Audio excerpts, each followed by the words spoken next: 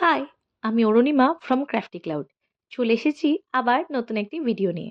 আজ বেশ কিছু সেটসের রিমেকিং করেছি। রিমেকিং হলেও এবারে কিন্তু বেশ কিছু মডিফিকেশন আমি অ্যাড করেছি।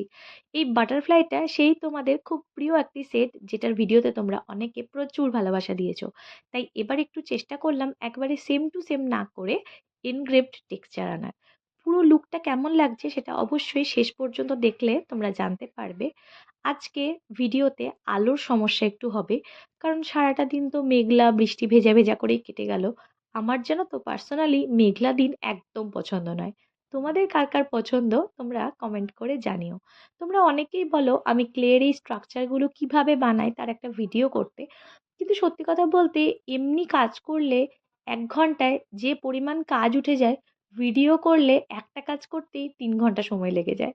তাই বানানোর ভিডিও নাই দিতে পারি, রং করার ভিডিওটা আজ তোমাদের সাথে শেয়ার করলাম। আর কিভাবে রঙে গ্রেডিয়েন্ট এফেক্ট আনবে সেটাও মোটামুটি একটু দেখানোর চেষ্টা করেছি।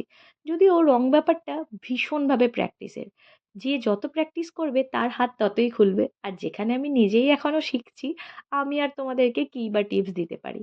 তো এই প্রজাপতিটি কিভাবে তৈরি হচ্ছে আমি চেষ্টা করব আরও ভিডিও দেওয়ার, কারণ বেসিক্যালি এটা টাই চেন হবে। আর তোমরা প্রচুর কোয়ারিজ করো যে টাই চেন কীভাবে বানানো হয়, যেন প্লিজ আমি তার একটা ভিডিও দিই।